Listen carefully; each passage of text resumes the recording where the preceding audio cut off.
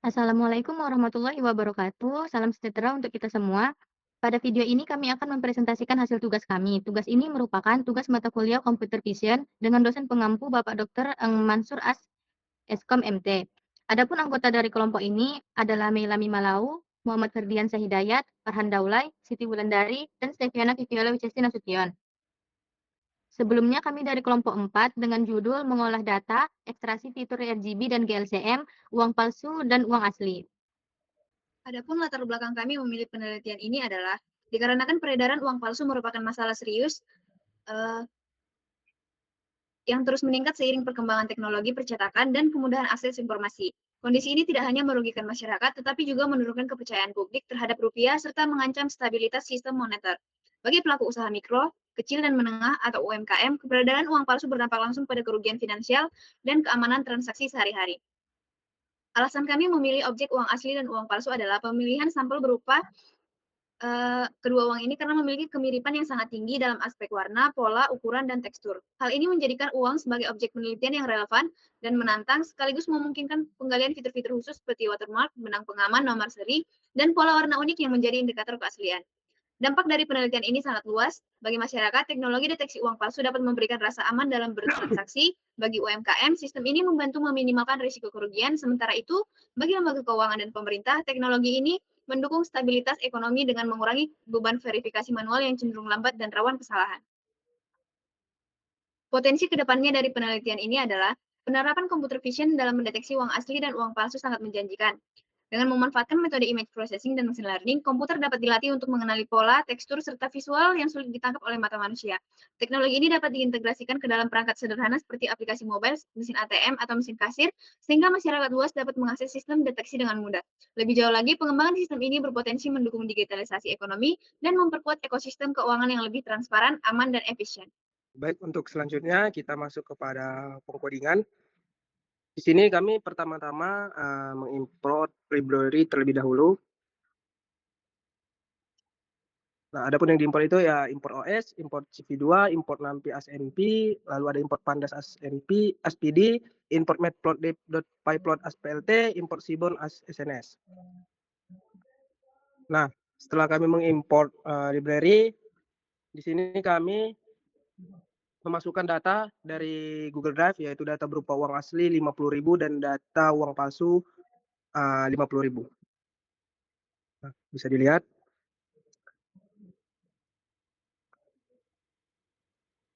Baik, selanjutnya setelah memasukkan data, kita masuk kepada membaca gambar dengan fill. Adapun itu kodenya input underscore image underscore itu. Lalu masuk kepada hapus background.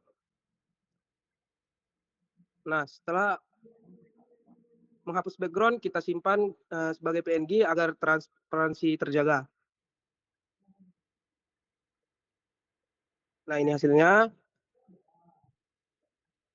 Nah, adapun hasil uang 50.000 asli seperti ini. Dan lalu ada uang 50.000 palsu.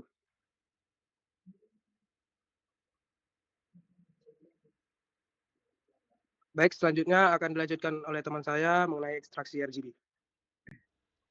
Oke, yang selanjutnya itu ada ekstraksi RGB. Di sini kita menggunakan library OS, CV2, NumPy, dan Pandas. Jadi untuk keseluruhan kodenya ini, yang pertama itu saya sambungkan ke datasetnya yang berada di drive yang kami buat, lalu memberi label untuk setiap nama filenya, yang asli dan yang palsu. Lalu setelah itu eh, saya looping semua gambar yang ada di kedua folder tersebut, jadi dia akan membaca setiap file yang berformat JPG, JPEG, dan PNG. Kalau gambar otomatis dilewati saja, setelah gambar dibaca menggunakan OpenCV, saya ubah formatnya menjadi BGR menjadi RGB. Lalu setelah itu kami menghitung rata-rata dari RGB, standar deviasi untuk RGB, bukan RGB sih, untuk rata-rata red, rata-rata green, dan rata-rata blue. Standar deviasinya juga untuk rata-rata red, green, dan blue. Lalu setiap hasil perhitungan dari gambar tersebut disimpan dalam list yang diproses menjadi data frame menggunakan pandas agar bentuknya lebih rapi dalam bentuk tabel yang disimpan dalam bentuk CSV. Kembali dibuat path-nya ke drive yang kami buat lagi. Lalu selanjutnya itu ada library Matplotlib dan Seaborn, yaitu untuk grafik tampilan hubungan antara rata-rata warna merah dan rata-rata warna hijau. Jadi setiap gambar itu diberi label jadi titik-titik uang asli dan uang palsu punya warna dan simbol yang berbeda. Untuk hasilnya, grafik dari scatter plot rata-rata warna merah dan rata-rata warna hijau dari uang palsu dan uang asli.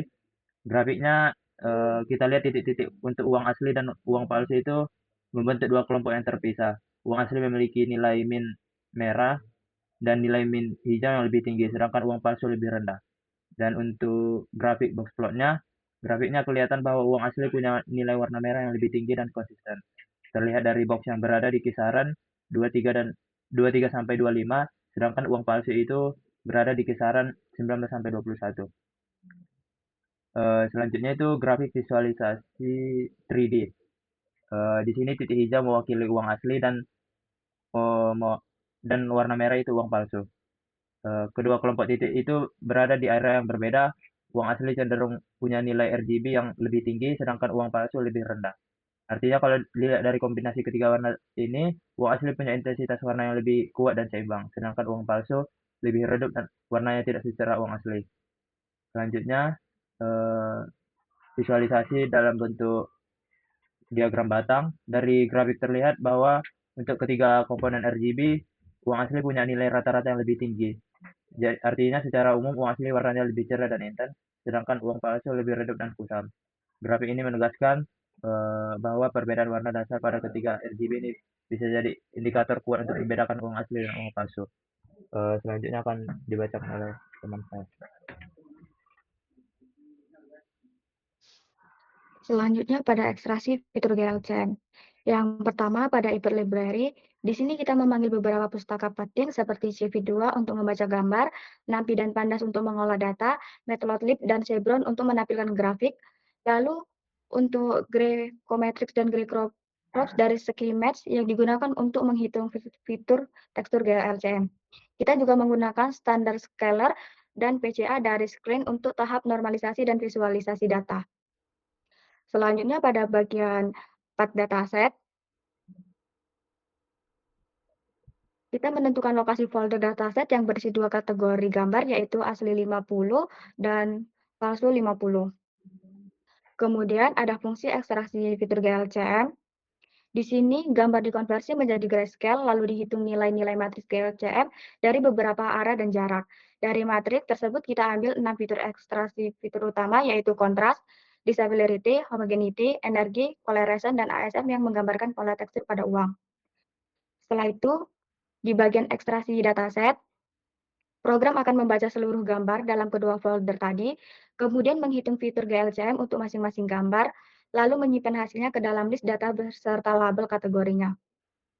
Berikutnya pada tahap simpan ke CSV, semua hasil ekstraksi kita ubah menjadi bentuk data frame dan disimpan ke file CSV agar bisa digunakan untuk analisis atau pelatihan model selanjutnya. Lalu pada bagian eksplorasi data, kita menampilkan distribusi setiap fitur untuk membandingkan antara uang asli dan uang palsu, serta membuat heatmap untuk melihat hubungan atau kolerasi antar fitur. Terakhir, di bagian visualisasi PCA 2 dimensi, data standarisasi kemudian diprediksi di mesinnya menjadi dua komponen utama. Hasilnya divisualisasikan dalam bentuk secret plot 2 dimensi untuk melihat apakah data uang asli dan palsu bisa berdasarkan fitur GLCM yang telah dihitung.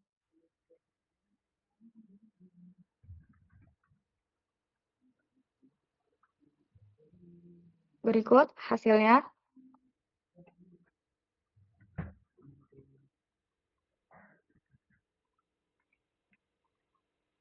Pada bagian atasnya. Nah, fitur tekstur GLCM menunjukkan bahwa perbedaan yang jelas antara uang asli dan uang palsu. Uang asli cenderung memiliki nilai kontras dan disimerati yang lebih tinggi, menandakan tekstur yang lebih kompleks dan bervariasi. Sebaliknya, uang palsu menunjukkan homogeneity energi dan ASM lebih tinggi, yang menggambarkan tekstur lebih halus dan seragam akibat proses pencetakan sederhana secara keseluruhan. Pola distribusi ini membuktikan bahwa fitur tekstur GLCM aktif membedakan uang palsu dan uang palsu. Di sini terlihat bahwa kontras dan dissimilarity yang memiliki kolerasi positif sangat tinggi, yaitu 98, yang menunjukkan keduanya mengukur kompleksitas tekstur yang serupa. Fitur homogeneity, energi, dan ASM saling berkolerasi positif kuat menggunakan keteraturan tekstur pada citra. Kolerasi negatif tinggi antara kontras dan dissimilarity dengan homogeneity dan energi menunjukkan bahwa peningkatan kekasaran tekstur berbanding balik dengan tingkat keseragaman citra. Selanjutnya.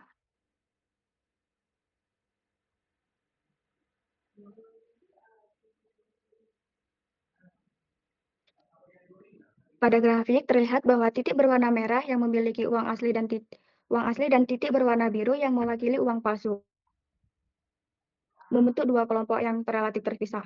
Hal ini menunjukkan bahwa fitur tekstur hasil ekstraksi GLCM mampu memberikan perbedaan yang cukup jelas antara kedua jenis uang tersebut.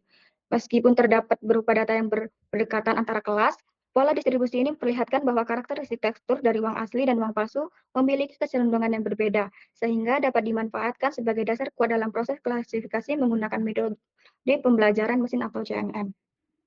Selanjutnya, untuk bagian CNN, jadi pada bagian awal program kami melakukan pembagian dataset menjadi dua bagian, yaitu data training dan validation. Dataset yang digunakan berisi dua kelas, yaitu asli 50 dan palsu 50, yang masing-masing berisi gambar hasil ekstraksi fitur RGB dan GLCM dari uang pecahan Rp50.000.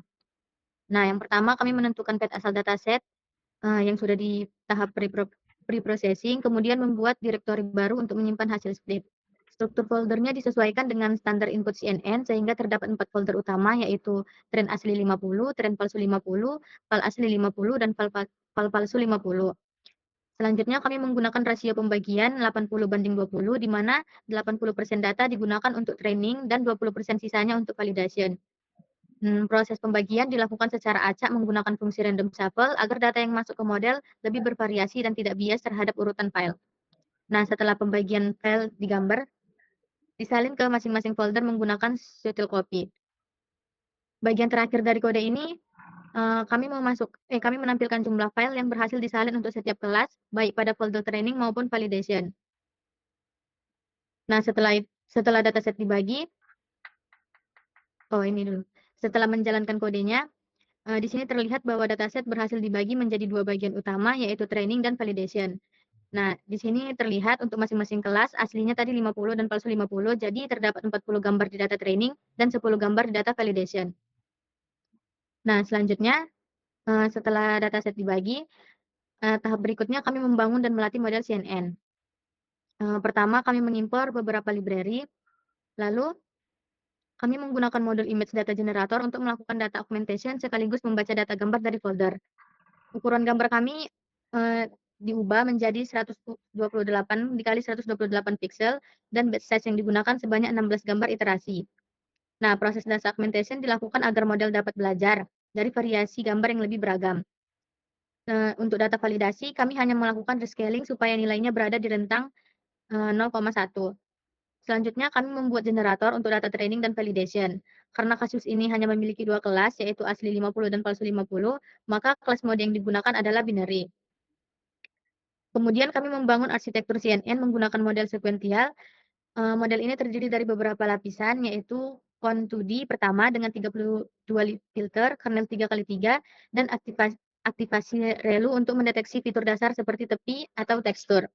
Nah, setelah itu max pooling 2D untuk mengurangi dimensi dan mencegah overfitting. Lapisan Con2D kedua dan ketiga memiliki 64 dan 128 filter. Setelah itu hasil konvolusi di flatten menjadi satu dimensi, lalu kami tambahkan dense layer dengan 128 neuron dan dropout 0,5. Di bagian outputnya kami gunakan dense layer dengan aktivasi sigmoid karena klasifikasinya hanya dua, yaitu uang asli dan uang palsu. Model ini kemudian dikompilasi dengan optimizer Adam dan loss function binary cross entropy serta metrik evaluasinya adalah akurasi. Setelah itu model dilatih selama 20 epoch dengan data training dan validation yang telah disiapkan selanjutnya. Nah, untuk hasilnya dapat dilihat untuk grafik akurasi model CNN, garis biru menunjukkan akurasi data training, sedangkan garis orange menunjukkan akurasi data validasi. Dari grafik ini terlihat bahwa akurasi model sempat berfluktuasi di awal epoch, tetapi secara keseluruhan terus meningkat hingga mendekati 90% pada epoch terakhir. Nah, hal ini menunjukkan bahwa model sudah mampu mengenali pola perbedaan antara uang asli dan uang palsu dengan cukup baik. Sedangkan pada grafik loss model CNN, terlihat bahwa nilai loss untuk data training maupun validasi sama-sama mengalami penurunan seiring bertambahnya epoch. Meskipun di sini terdapat lonjakan pada epoch ke-15, pola keseluruhannya menunjukkan tren menurun, yang berarti error yang dihasilkan model semakin kecil dari waktu ke waktu.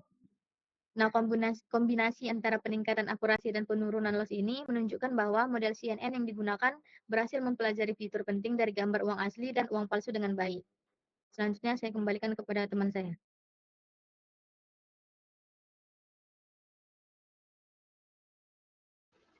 Baiklah, adapun kesimpulan dari hasil penelitian kami ini adalah berdasarkan hasil penelitian yang kami lakukan, dapat disimpulkan bahwa fitur warna RGB mampu memberikan informasi penting dalam membedakan uang asli dan uang palsu. Uang asli cenderung memiliki distribusi warna yang lebih stabil dan seimbang, sedangkan uang palsu menunjukkan variasi warna yang lebih besar, terutama pada kanal biru dan hijau.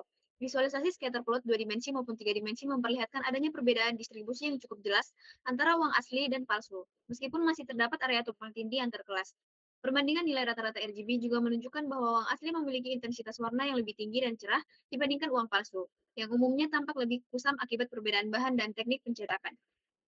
Lalu, penerapan CNN pada dataset yang terdiri atas 80 citra data latih dan 20 citra data uji dengan dua kelas menghasilkan akurasi pelatihan mencapai 92,24% dan akurasi validasi tertinggi sebesar 90% pada epoch ke-17 hingga ke-19. Hasil ini menunjukkan bahwa model CNN mampu mengenali pola visual dari dua kelas dengan cukup baik. Meskipun pada beberapa epoch terjadi fluktuasi nilai akurasi dan loss yang menandakan adanya gejala overfitting ringan akibat keterbatasan jumlah data. Secara keseluruhan, model berhasil mempelajari karakteristik citra dengan baik dan menunjukkan performa yang menjanjikan untuk digunakan dalam proses klasifikasi. Penelitian ini membuktikan bahwa CNN berbasis fitur RGB dan GLCM dapat dijadikan pendekatan efektif dalam sistem klasifikasi citra sederhana, serta dapat ditingkatkan lagi dengan penambahan jumlah data, penerapan data augmentation, dan penyesuaian arsitektur CNN agar menghasilkan akurasi yang lebih stabil dan tinggi di masa mendatang. Sekian presentasi dari kelompok kami saya kembalikan kepada moderator.